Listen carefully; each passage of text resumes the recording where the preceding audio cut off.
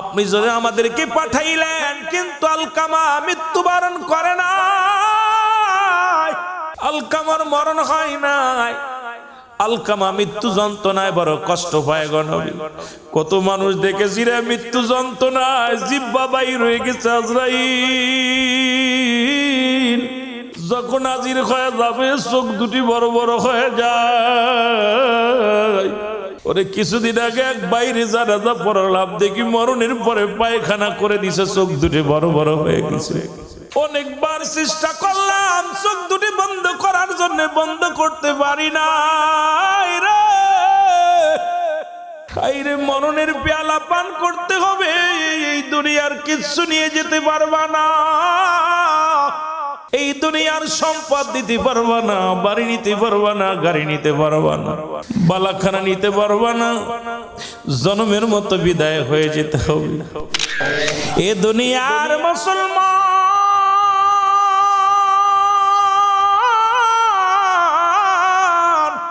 রাসূলের সাহাবী হযরত আলকামা রাদিয়াল্লাহু তাআলা ইনি মৃত্যু শয্যায় সজ্জিত নবীর প্রিয় সাহাবী হযরত আলকামা। মরণ হয় না। আল্লাহর নবী সাহাবীরা বলে, ইয়া রাসূলুল্লাহ, ইয়া হাবিবাল্লাহ, নবী গো। আল্লাহর নবী বলে, কি বলতে চাও বলো। বলে, হুজুর আপনার প্রিয় সাহাবী রাসূলের প্রিয় সাহাবী হযরত আলকামা আজ কিছুদিন হয়ে গেল মৃত্যু যন্ত্রণা। আল্লাহর নবী বলে, সাহাবীরা রে তাড়াতাড়ি যাও, তাড়াতাড়ি যাও, আমার আলকামার চারিপাশে দাঁড়াইয়া। রাসূল বলছে, যখন ব্যক্তি যখন মৃত্যুর দুয়ার আজরাইল যখন এসে যায়, খবরদার এই সমস্ত মানুষের পাশে দাঁড়াইয়া, এই মানুষের পাশে বসিয়া দুনিয়াবি কোনো আলোচনা করা যাবে না। রাসূল ঘোষণা করে দিয়ে গেছে, যখন কোনো মানুষ তোর দ্বারে পৌঁছে যায়, যখন কোনো মানুষ মৃত্যু শয্যায় সজ্জিত হয়, তার চারিপাশে দোয়া কালাম পড়ার জন্য রাসূল হুকুম দিয়েছেন, খবরদার দুনিয়াবি কোনো আলোচনা করবা না। কারণ ঈমান হারায়া যেতে পারে, যে কোনো মুহূর্তে ঈমান নষ্ট হয়ে যেতে পারে। ঈমানবিহীন যদি মারা যায়, ওই ব্যক্তির জাহান্নাম ছাড়া কোনো গতি হবে না। এই যে রাসূল এই জন্য হুকুম দিছে, আমার সাহাবীরা রে, তোমাদের পিতামাতা আপনজন যখন মৃত্যু শয্যায় সজ্জিত হবে, তার চারিপাশে যত দোয়া দুরুদ আছে কালেমা পাঠ করবা, দোয়া দুরুদ পড়বা, দুরূদ শরীফ পড়বা। কারণ ইহা দ্বারা ওরে মুসলমান রহমতের ফেরেশতা চারিদিকে বন্টন থাকবে, মৃত্যু যন্ত্রণা কমে যাবে, মালাকুল মউত আসানের সঙ্গে জানটা বাইর করবে। আর পিতামাতার নসিবে যদি কালেমা জুটে যায়, তোমার পিতামাতার জীবনটা বড় ধন্য হয়ে যাবে। জোরে বলেন না মারহাবা। এ মুসলমান গভীর মনোযোগ। রাসূলুল্লাহ বলেন, সাহাবীরা তোমরা যাও, তোমরা যাইয়া আমার আলকামা চারিপাশে কালেমা পড়ো, আমার আলকামা চারিপাশে দোয়া করো, তার জন্য মৃত্যু যন্ত্রণা একটু লাঘব হয়ে যায়, আরামে মরণ হয়। সাহাবীরা আসিয়ার আলকামা চারিপাশে দাঁড়াইয়া সারাদিন ভরে দোয়া করে, নফল নামাজ পড়ে দোয়া করে, দুরূদ শরীফ পড়ে, খতম শরীফ পড়ে। নবীজির সাহাবীরা নবীর সাহাবীর চারিপাশে ঘিরে দাঁড়ায়া দাঁড়ায়া দোয়া করে, বসে বসে দোয়া করে। কিন্তু সন্ধ্যা গণে আসলো, মৃত্যু হয় না, মৃত্যু যন্ত্রণাও কমে না। সাহাবীরা দৌড়ে আসলেন, বলে, ইয়া রাসূলুল্লাহ, ইয়া হাবিবাল্লাহ। আমার রাসূল বলে, সাহাবীরা রে কি ঘটনা বলো আমাকে। বলে, হুজুর আমরা আলকামার জন্য এত দোয়া করলাম, দোয়া কবুল হয় না। আমার নবীজির হাত উঠায় দিছে, আল্লাহ আমার আলকামারে তুমি ক্ষমা করে দাও। আমার আল্লাহ কয়, জিবরিল তাড়াতাড়ি যা, আমার হাবিবরে বলে দিয়া গায়, আজকে দোয়া আমি কবুল করতে পারবো না। এই পৃথিবীর মধ্যে আলকামার। বলেন আল্লাহু আকবার। রাসূল হাতটা নামায় নিলেন, নবীজি হাতটা নামাইলেন। সাহাবীরা বলে, হুজুর আপনি হাত নামাইলেন। নবী কয়, সাহাবীরা রে খবর নাও, আমার আলকামার কে কে জিন্দা আছে। নবীজি বলেন, কে কে জিন্দা আছে। সাহাবীরা বলে, হুজুর ঘরের মধ্যে দেখলাম তার মা দুঃখিনী আছে, এই দুনিয়ার মধ্যে মা জিন্দা আছে। জিবরিল আমিন বলে গেছেন মা জিন্দা আছে।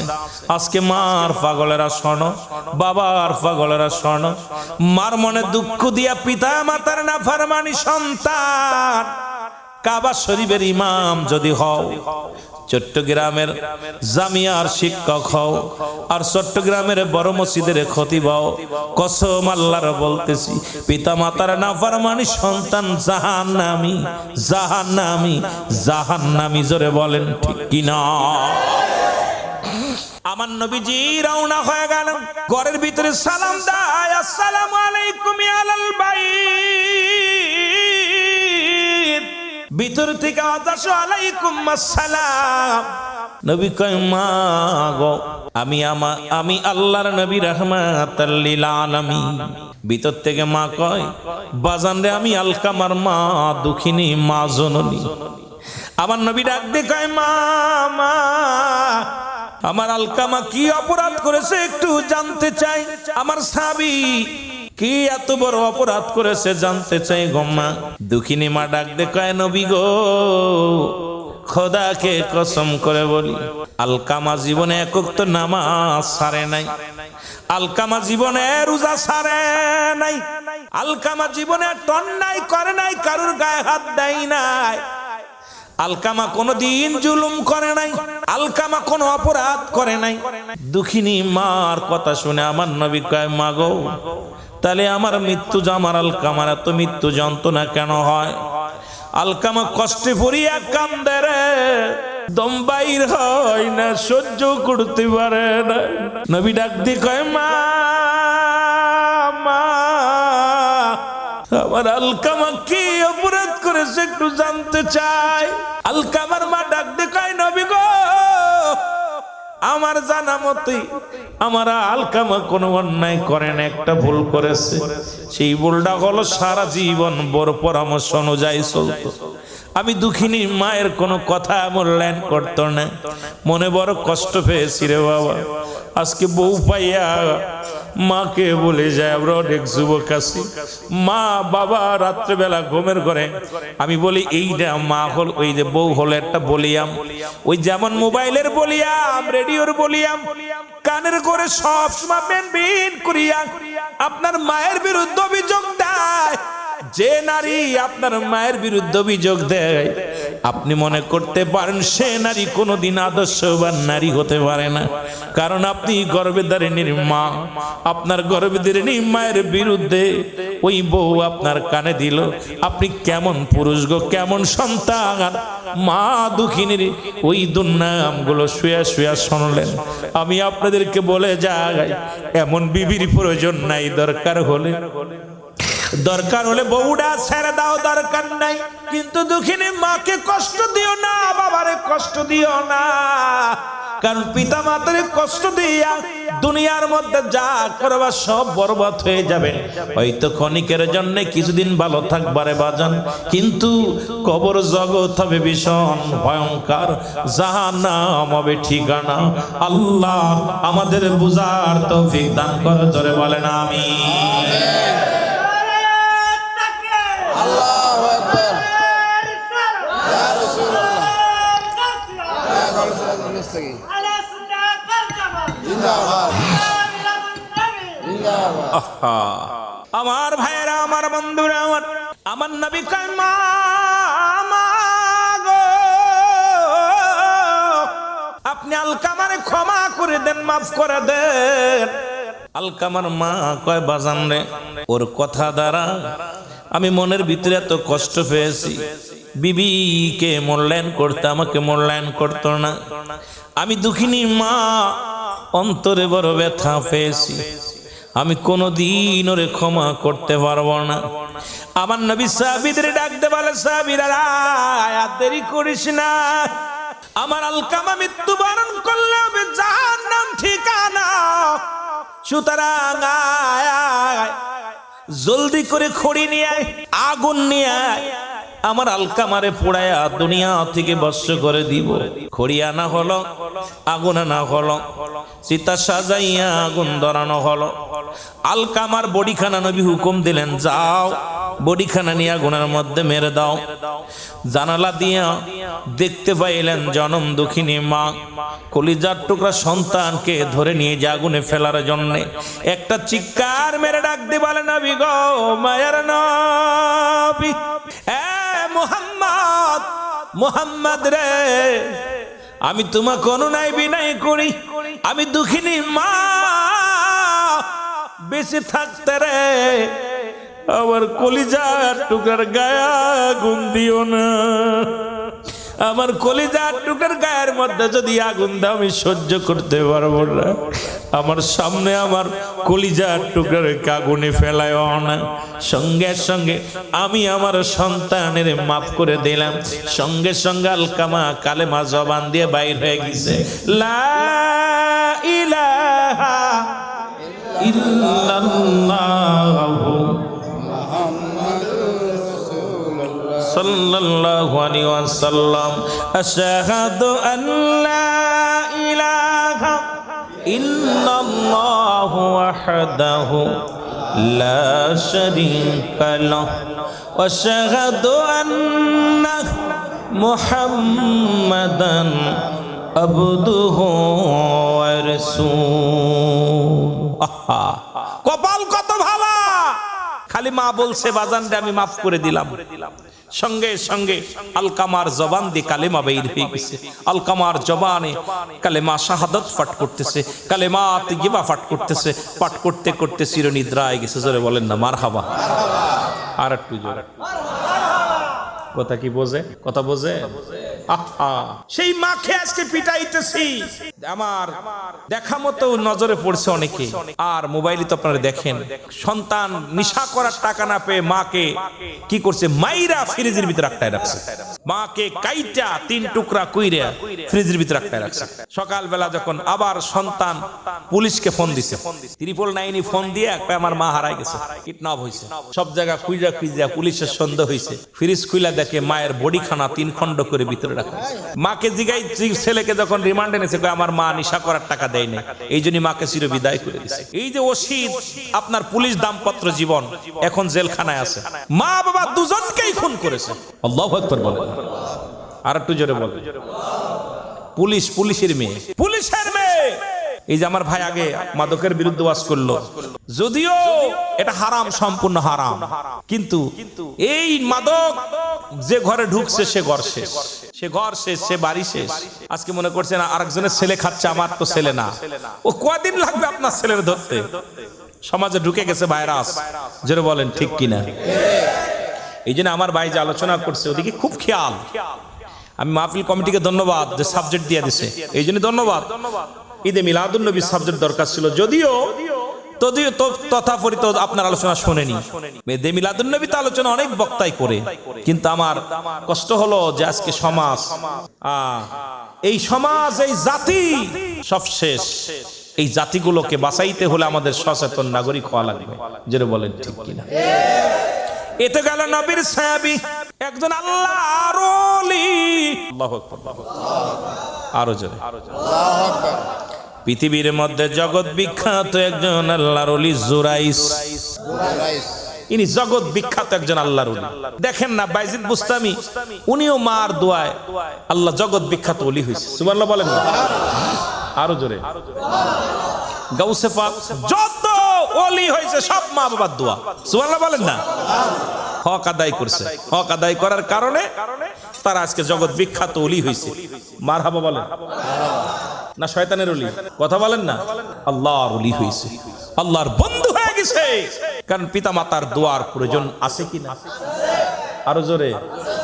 এই যে বাইজিদ বুস্তামি যে মাজারটা দেখি, যদিও মাজার নাই, এখানে বসতে শুনেছি, উনি ওনার মার, আপনারা শুনছেন অনেকেই যে বাইজিদ রাত্রেবেলা পানি চাইছে, বাইজিদ পানি নিয়ে মা শিওরে দাঁড়ায় আছে।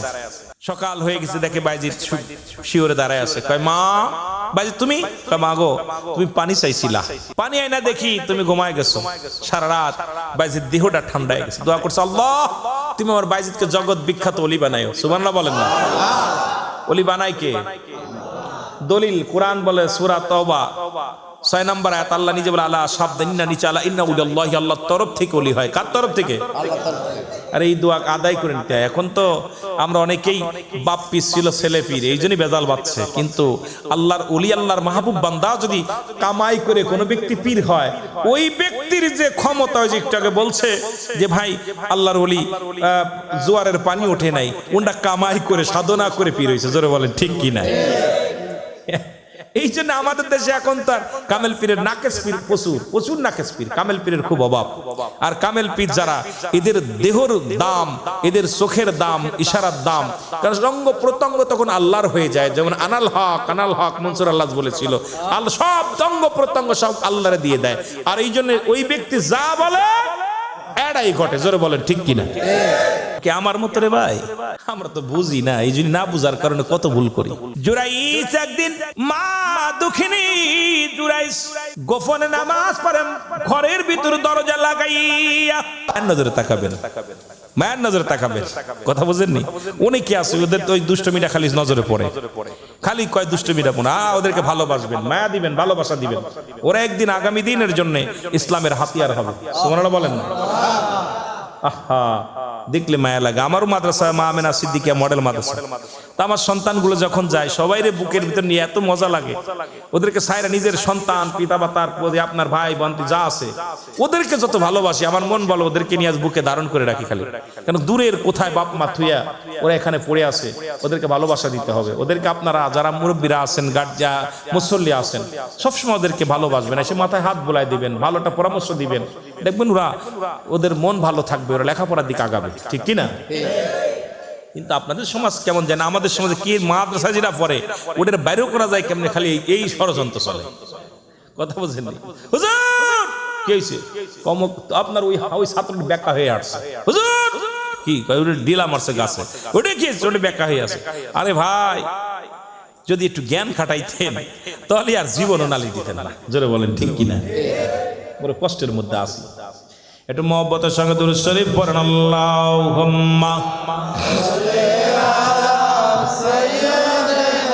এর মানুষ বানাইছে আল্লাহ প্রেমের কারণে, ভালো মানুষ প্রেমের তরি বান্দরে মদিনার সনে, ভালো প্রেমের তরি। এই আল্লাহ বানাইছে বহু জাতি, আবার শিখাইল প্রেম প্রীতি। আরে মোর নবীকে পাঠান আল্লাহ, মোর নবীকে পাঠান আল্লাহ প্রেমের কারণে, প্রেমের তরি বান্দরে।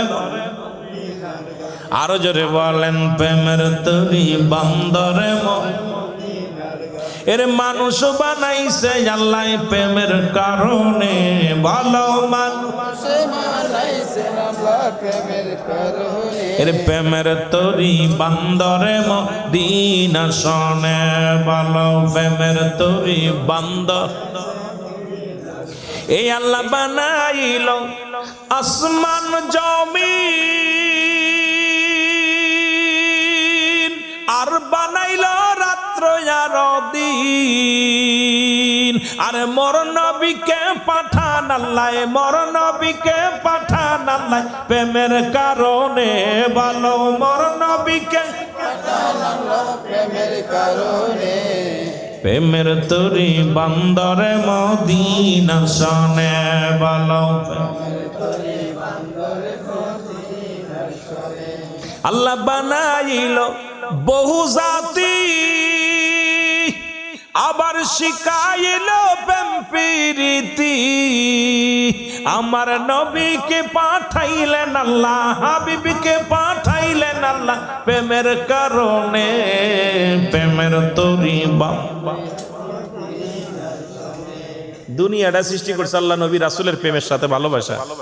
আহা, আসমান জমিন বানানোর হাকিকত, সৃষ্টির রহস্যটা পড়বেন, সৃষ্টি জগতের রহস্যটা পড়বেন, যে আমার নবীর দরজা কত দূরে, নবীর দরজা কোথায়, এই সৃষ্টি জগৎ কেন বানাইলো, আর এর হাকিকতটা কি, আরে আগে কারে বানাইলো, কেন সৃষ্টি করলো দুনিয়া আসমান জমিন, এগুলো সব হাকিকত সৃষ্টির রহস্য পড়লে মজা লাগে, খালি দেখতে চিন্তা করি। আহা, সবের মূল রাহমাতাল লিল আলামিন।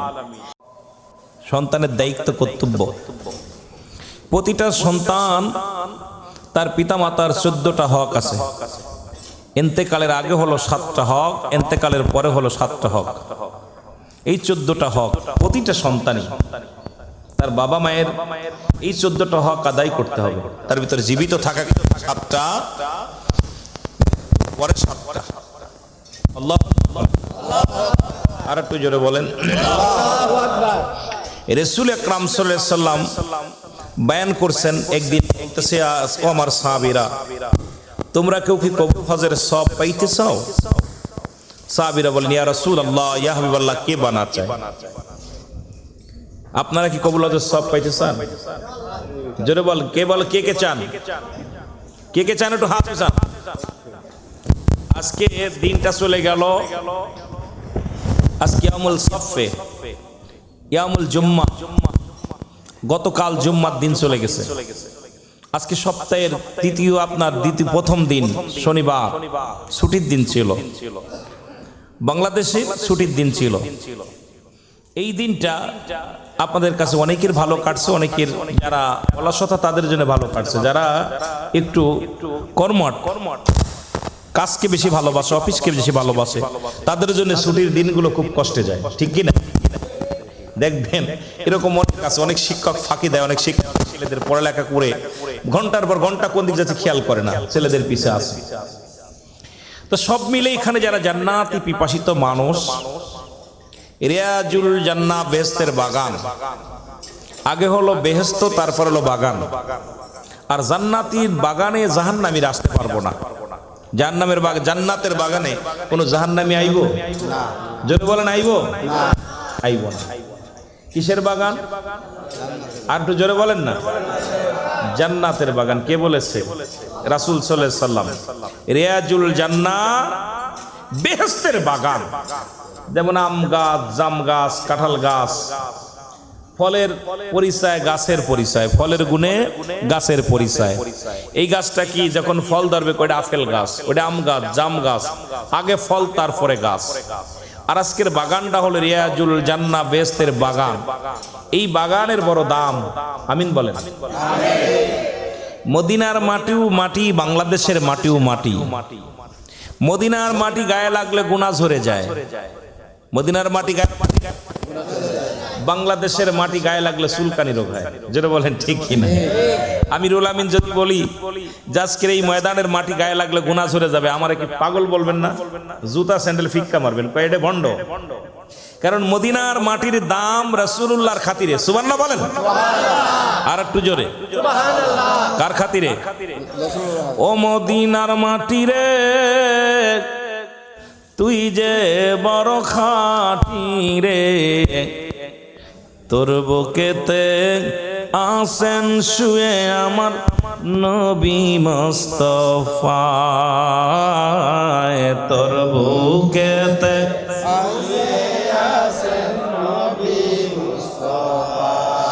ধন্য হল মক্কাবাসী, ধন্য মায়া মেনা,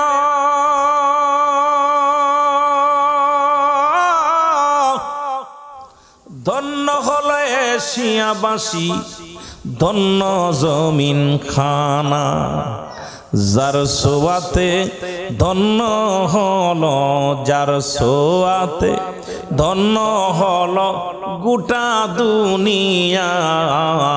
মদিনার মাটি রে, তুই যে বড় খাঁটি রে, তোর বুকেতে শুয়ে আছে আমার নবী মুস্তাফা। বলেন, তোর বুকেতে শুয়ে আছেন নবী মুস্তাফা। এই দুনিয়ার মুসলমান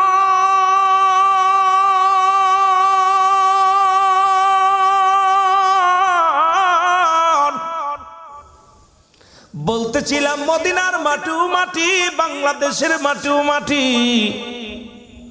মদিনার মাটি গায়ে লাগলে গুনাহ ঝরে যায়, বাংলাদেশের মাটি গায়ে লাগলে চুলকানি রোগ হয়। মদিনার বুকে একখানা পাথর আছে, যার মধ্যে চুমা দিলে গুনাহ মাফ হয়ে যায়। আসেনি?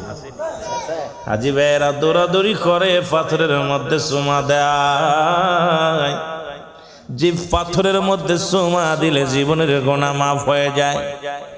আপনাদের চট্টগ্রাম রেল স্টেশনে, সুন্দর রেল স্টেশন, এর মধ্যে সুন্দর সুন্দর পাথর পাওয়া যায়।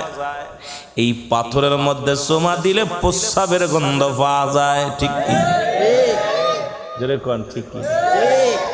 পাথরে পাথরে বেশ কম আছে কিনা বলেন? আছে। মাটিতেও মাটিতে বেশ কম আছে। মদিনার মাটিও মাটি, বাংলাদেশের মাটিও মাটি। মদিনার পাথরও পাথর, বাংলাদেশের পাথরও পাথর। আজকের বাগানটা রিয়াজুল জান্নাহ বেহেশতের বাগান।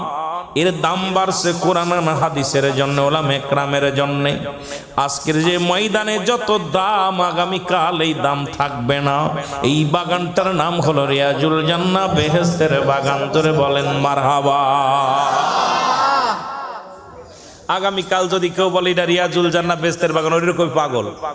হাফেজ সাহেব এরকম পাগল, দুই হাফেজ সাহেব এরকম এরা পাগল হয়েছে। আমার তো পাইবো না কাছে, দুই হাফেজ সাহেব পাইবো, ইমাম সাহেব পাইবো, মহল্লা যারা নেতৃবৃন্দ আছে আর এরা পাগল হয়েছে। কিন্তু আজকে পৃথিবীর কোন আলেম খণ্ডন করতে পারবে না। এই বাগানটা হলো রিয়াজুল জান্নাহ বেহেশতের বাগান। মারহাবা। এই জান্নাতের বাগানে বসেছেন রাসূল বলেন সাহাবীরা, আমি নবী ঘোষণা করলাম তোমরা কেউ কি কবুল হজের সব পাইতে চাও? সাহাবীরা বলে হুজুর কে বা না চাই? আমার নবী বললেন যাদের পৃথিবীর মধ্যে পিতা মাতা জিন্দা, বাবা জিন্দা, মা জিন্দা, বাড়িতে যে সালাম দিবে আসসালামু আলাইকুম মা, আসসালামু আলাইকুম বাবা, সঙ্গে সঙ্গে তার আমল নামায় একটা কবুল হজের সব লেখা হয়ে যাবে। জোরে বলেন মারহাবা। কেডা কেডা মা বাবারে সালাম দেন? একটু হাত উঠায় দেখায় দেন, মারে সালাম দেন। কি কে প্রেমিকারে সকাল সন্ধ্যা সালাম দাও, প্রেমিকের সালাম দাও, বন্ধুরে সালাম দাও। কিন্তু মায়ের সালাম দিতে গেলে লজ্জা লাগে, কারণ মাস্টার ইবলিস তো হজ কবুল হতে দিবে না। মাস্টার ইবলিস তো এই নেকির কাজ করতে দিবে না। যে ব্যক্তি পিতা মাতার সালাম দিবে বাড়ি যাইয়া, ও যুবক, তিন শ্রেণী মানুষের দোয়া কবুল হয় না। তার মধ্যে এক নাম্বার হলো পিতা মাতার নাফরমানি সন্তান, দুই নাম্বার হলো এতিমের মাল ভক্ষণকারী, তিন নাম্বার হলো মুসলমান রেওয়াকারী, অহংকারকারী, যার অন্তরে হিংসা আছে, হিংসুটে মানুষ। এই তিন শ্রেণীর মানুষের হজ, যাকাত, কুরবানি, পৃথিবীর আমলগুলো সব বরবাদ হয়ে যাবে। জোরে জোরে চিল্লায় বলা যাবে না মারহাবা। আর একটু জোরে বলো আল্লাহু আকবার। এই তিন শ্রেণী মানুষ বাদ দিলে বাংলাদেশে খুব হিংসায় ভরা। আলেমদের মনে হিংসা, ইমামদের, আপনাদের ইমাম সাহেবের বেতন 30,000 হইলে আমি মনে মনে হিংসা করবো না, 20,000 টাকা বেতন পাই, ওইটা কেমনে দখল করা যায়? কি আসেনি বা কথা কয় না? রুহুল আমিন সিদ্দিকী এত টাকা নাই মাহফিলে, এত পাতে কোন ভাবে খাদানো যায়? এই যে হিংসা মানুষের ভিতরে ঢুকছে, কথা কন ঠিক কিনা বাবা? অহংকার, অহমিকা, হিংসা মানুষকে শেষ পুড়িয়ে দিতেছে। সমস্ত ইবাদত বন্দেগী পুড়িয়ে দিবে, জ্বালিয়ে দিবে সব। হিংসা, এটা বাদ দিতে হবে। হিংসা করতে হবে আমল নিয়ে। যে ব্যক্তি 2 রাকাত নামাজ পড়ছে আমি 3 রাকাত পড়বো, ও ব্যক্তি 1টা রোজা রাখছে আমি 5টা রাখবো, ও ব্যক্তি 2 টাকা দান করছে আমি 5 টাকা দান করবো, ও 2 বার সালাম দিচ্ছে আমি 5 বার সালাম দিব, ও 2 টাকা দান জ্ঞান করে আমি 5 টাকা দান করবো। এই প্রতিযোগিতা এটা হবে, এটা হিংসা করে লাভ আছে। সুবহানাল্লাহ বলেন। এগুলো করতে রাজি আছেন তো? চট্টগ্রামের মানুষ তো বালা, ওলি আল্লাহদের দেশের মানুষ, সুন্নি মানুষ। আর এই সুন্নি মানুষ আমি তো অনেকবার বলছি, আমি বলছি আমার বিবেচনায়, আমার গবেষণায়, আমার ধ্যান ধারা, আমার জ্ঞান ধারা, রাসূল বলছে আমি দেখতেছি অচিরেই পূর্ব দেশ থেকে একদল আশেক বাইর হবে, যাদের জবানে থাকবে নারায়ে তাকবীর, আল্লাহু আকবার, নারায়ে রিসালাত, ইয়া রাসূলুল্লাহ। সুবহানাল্লাহ বলেন। বাংলাদেশের পরে আর কোনো মুসলিম কান্ট্রি নেই, বাংলাদেশের পরে আর কোনো মুসলিম কান্ট্রি নেই। আর বাংলাদেশের সর্বশেষ প্রান্তে পূর্ব দেশের মানুষ হলো চট্টগ্রাম বিভাগের মানুষ। সুবহানাল্লাহ বলেন না? এই জন্য অল বাংলাদেশে যতটি জেলা আছে যতগুলো জেলা আছে 364 না কয়টা, 364 না কয়টা যেন 67 যাই হোক, এত জেলার মধ্যে এত বিভাগের মধ্যে আমাদের কয়টা বিভাগ, 6টা বিভাগ না 4টা, কয়টা বিভাগ, 4টা ছিল, এখন 7টা করছে। এই বিভাগের মধ্যে চট্টগ্রাম বিভাগের মানুষ যত আল্লাহ প্রেমিক রাসূল প্রেমিক অল বাংলাদেশে এরাম প্রেমিক খুঁজে পাওয়া যাবে না। আমার মন বলে এই চট্টগ্রামের মানুষই হবে সেই আশেকে রাসূল। সেই মানুষগুলো এখান থেকে কাফেলা করে নারায়ে রিসালাত দিতে দিতে মদিনায় যাবে, এর মধ্যে কোনো সন্দেহ নেই। আমার জ্ঞান দ্বারা বলে, আর মাঝে মাঝে বলি আল্লাহ এই চট্টগ্রামের কাফেলার লগে যেন আমিও যেতে পারি, কারণ আমার বাড়ি তো পূর্ব পশ্চিম অঞ্চলে। এই এলাকার মানুষ জুলুস করে কয় বোঝে না, নবীরেশকে দেওয়ানা আছে, মিলাদ দুরুদ পড়ে, তবে সুন্নি ওয়াহাবি কিছু বোঝে না। কথা বুঝেননি? তো এই দিক থেকে চট্টগ্রামের মানুষের হৃদয়ে নবী, অন্তরে নবী, মনে নবী, ধ্যানে নবী, ঘুমে নবী, সব জায়গায় নবী নবী নবী, জোরে বলেন ঠিক কিনা? এই জন্য এলাকার মানুষ বড় ধন্য, জোরে বলেন ঠিক কিনা? একটু মহব্বতের সঙ্গে দুরূদ শরীফ পড়েন, আল্লাহুম্মা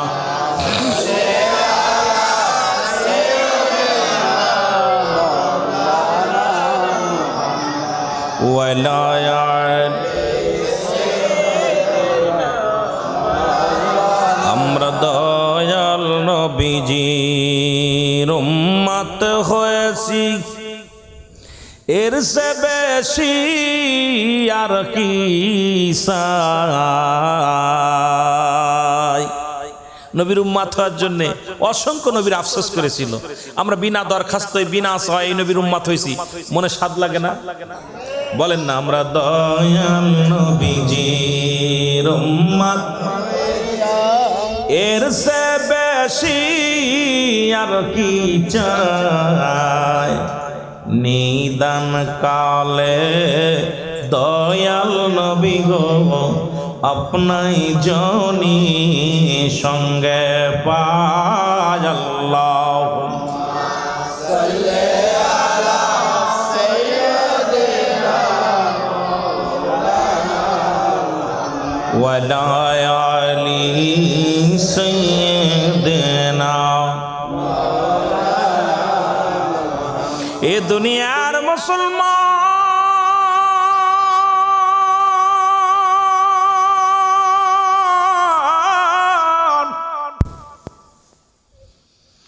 নবীজি বললেন সাহাবীরা রে, তোমরা বেশি বেশি করে সালাম দিবা তোমার পিতা মাতারে। নবী দেখে রে কিছু সাহাবী ওখান থেকে উঠে নবীরা চোখের আড়ালে যাইয়া ফুফায়া ফুফায়া কান্দে, চোখের পানি গুলো ফেলায় ফেলায়। রাসূল আমার যা বলে, সাহাবীরা রে তোমরা কেন কান্দো? তোমাদের চোখে কেন পানি রে সাহাবীরা? বলে হুজুর, আজ থেকে 3 দিন আগে আমার মা বিদায় হয়ে গেছে, আজ থেকে 10 দিন আগে আব্বা বিদায় হয়ে গেছে, আজ থেকে 1 মাস আগে মারে হারাইলাম, আজ থেকে 6 মাস আগে বাবা মারে হারাইলাম। তা যদি আগে পাইতাম কত বড় ফজিলাত আমরা বঞ্চিত হয়ে গেলাম, এত বড় নিয়ামত থেকে আমরা বঞ্চিত হয়ে গেলাম। ইয়া রাসূলুল্লাহ, ইয়া হাবিবাল্লাহ, এই কথাগুলো যদি আগে জানতাম আমরাও পিতা মাতার সালাম দিয়া নেকিতে অংশগ্রহণ করতে পারতাম। নবী গো আমাদের মা নাই বাবা নাই রে, ইয়া রাসূলুল্লাহ, ইয়া হাবিবাল্লাহ, মনে বড় ব্যথা, মনে বড় কষ্ট। আমাদের দুনিয়ার মধ্যে জিন্দা নাই আব্বা মা। আমার নবী ডাক দিয়ে বলে, উম্মতিরা রে তোমরা কি জানো না আমিও নবী এতিম, আমার মা নাই আমার বাবা নাই। যখন আমি 6 মাস মায়ের গর্ভে বাবা বিদায় নিয়ে গেছে, জীবনের চামড়ার চোখ দিয়ে আম্মা বাবাকে দেখি নাই। যখন আমার বয়স 6 বছর বয়স, মা দুনিয়া থেকে বিদায় হয়ে গেছে। 6 বছর 6 মাস যখন বয়স, আমাকে আদর করতো আমার দাদা আব্দুল মুতালিব, সেও বিদায় হয়ে গেছে। এরে মুসলমান শুনে নাও, শুনে নাও, চাচা আবু তালিব উনিও লালন পালন করতেন, উনিও বিদায়। পৃথিবীর মধ্যে আমার মতো এতিম কেউ নাই, আমার মতো অসহায় কেউ নাই। আমার আল্লাহ ডাক দে কয় জিবরিল রে, সাহাবীদের চোখেও পানি, নবীর চোখেও পানি। আমার নবীও কান্দে, সাহাবীরাও কান্দে। দৌড়ায় যাও, যাদের আব্বা মা দুনিয়ার মধ্যে নাই তাদেরকে জানাই দিয়ে আসো।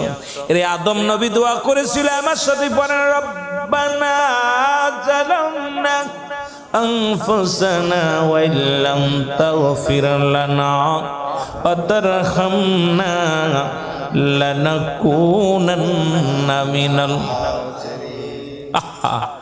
আদমরাও তো দোয়া শিখায় দিছে, রব্বে কারীম। আদম দোয়া করে, আল্লাহ আমার রব, ও আমার প্রতিপালক, আমি জালিমদের অন্তর্ভুক্ত হয়ে গেছি, আমারে তুমি ক্ষমা করে দাও। আর আখিরি নবীর দোয়া শিখায় দেয়, উম্মতিরা কান্দে, নবীও কান্দে রে। আমার আল্লাহ কয়, হাবিব আপনার চোখে পানি, আপনার সাহাবীদের চোখে পানি আমি সইতে পারি না রে। আমার আল্লাহ কয়, জিবরিল যাও, আমার নবীরে জানায় আসো, রব্বির হামহুমা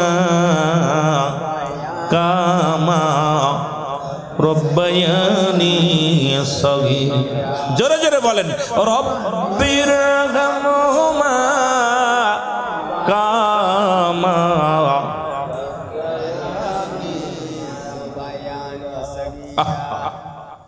আল্লাহ ডাক দে কয়, হাবিব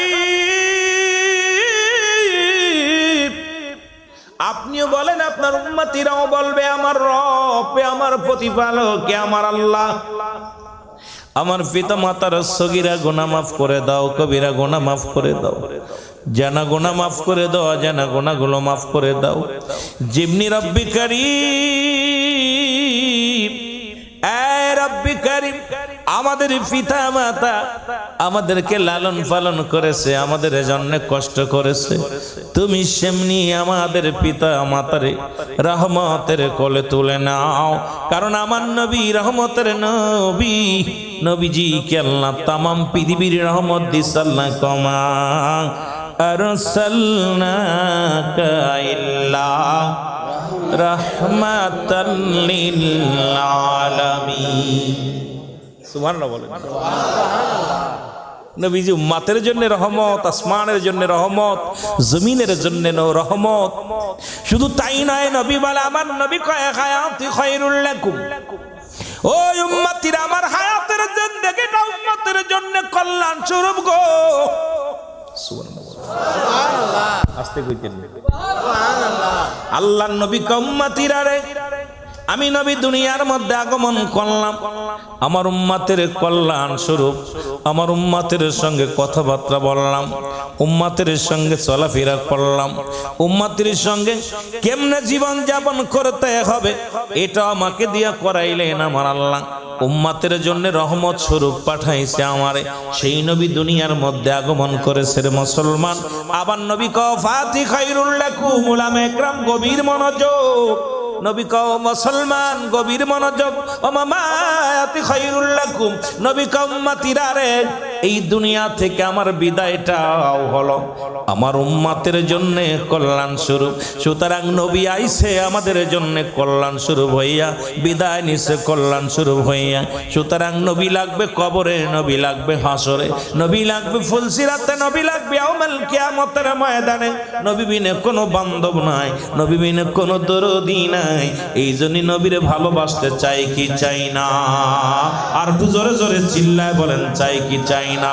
এরে আমার মনের জল্পনা কল্পনা, নবী যাব আমি সোনার মদিনা, বলো যাব আমি সোনার মদিনা, আরো জোরে বলেন, যাব আমি সোনার মদিনা। এরে আমার মনের জল্পনা কল্পনা, নবী যাব আমি সোনার মদিনা।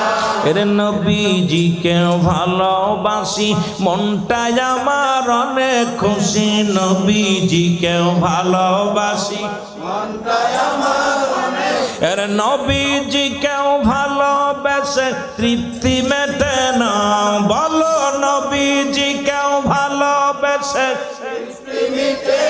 না গো যাব আমি সোনা আরো জোরে বলেন যাব আমি সোনা রে আমার মনের জল্পনা কল্পনা নবী যাব আমি এর নবীর নামে এত জাদু ডাকিলে মনে হয় মধু নবীর নামে এত জাদু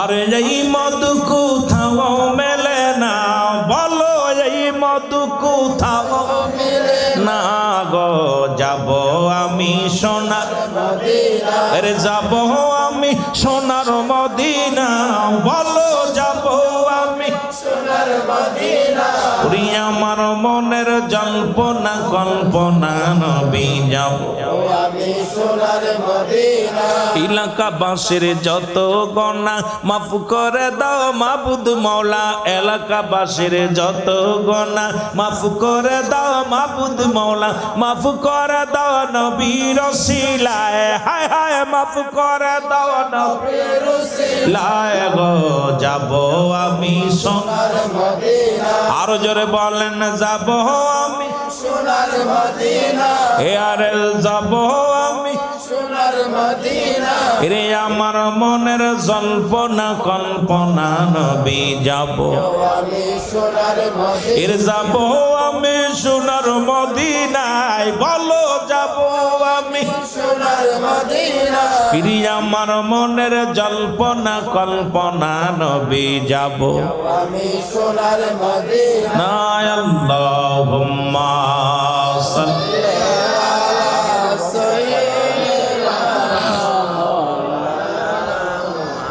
ওয়ালা আলি সাইয়্যিদিনা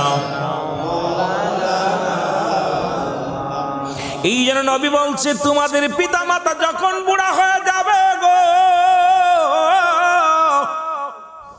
খবরদার তোমাদের পিতা মাতা কো শব্দ করবে না গোড়া মানুষ আর বুড়া মানুষের ব্যবহার এক হয় আপনার ছেলে আপনার মেয়ে ছোট্ট মানুষ বারবার ডাক দে কাব্বা ইডা কি বলবেন গিলাস বারবার বলে আব্বু এটা কি গিলাস এটা কি গিলাস একবারও রাগ করবেন না মানুষ যখন বয়স হয়ে যায় পিতা মাতা যখন বয়স হয়ে যায় এই রকম ভুল করবে হাজারবার কথা বলবে রাসূল বলছে খবরদার খবরদার তোমাদের পিতা মাতার প্রতি দুর্ব্যবহার করো না পিতা মাতার সঙ্গে একটু শব্দ করো না কারণ তোমার মা তোমার বাবা তোমার জন্য জান্নাতের দুটি দরজা একটা দরজার নাম তোমার মা আর একটা দরজার নাম তোমার বাবা এই দুইটা দরজা ঠিক রাখার দরকার আছে কি না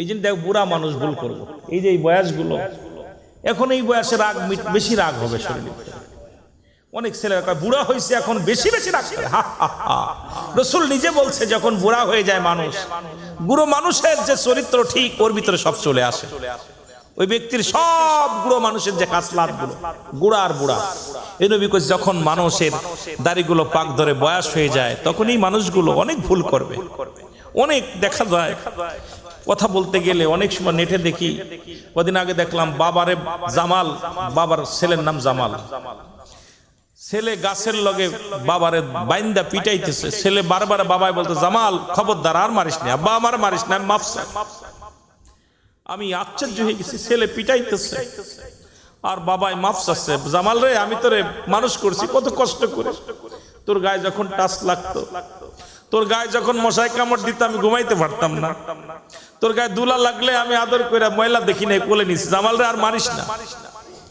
আমি এটা দেখে আমি নিজের ধৈর্য ধরতে পারি নাই এরা মানুষ আপনাদের চট্টগ্রামেও বাবাকে কেটে 5 টুকরা করে পানির নিচে রেখে দিছে বড় দুঃখ যখন বুড়া হয়ে যায় বাবা একটু কাশি দিলে বাবা একটু অসুস্থ বোধ মনে করলে ছেলের আমরা বোঝা মনে করি আপনার বোঝা উচিত আপনিও বুড়া হবেন আপনি এরকম বুড়া হতে হবে আমাকেও বুড়া হতে হবে আমার বাজানেরা এই রাসূল সাল্লাল্লাহু আলাইহি ওয়াসাল্লাম এই জন্য বলছে যখন বুড়া এবং বুড়া বুড়া মানুষ যেমন তাদের দিক শক্তি হারিয়ে ফেলে, বুড়া মানুষ যেমন তাদের দিক শক্তি থাকে না, তারা যে কোনো মানুষ বারবার প্রশ্ন করে, একটা ভুল কাজ করে, ঠিক বুড়া বয়সেও ঠিক এরকম হবে।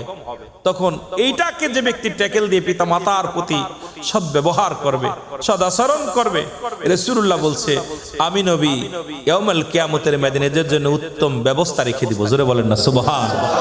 আল্লাহও রাখবে, রাসূলও রাখবে। কে রাখবে? রব্বি কারিমও রাখবে, আমার নবীজিও খুশি হবে।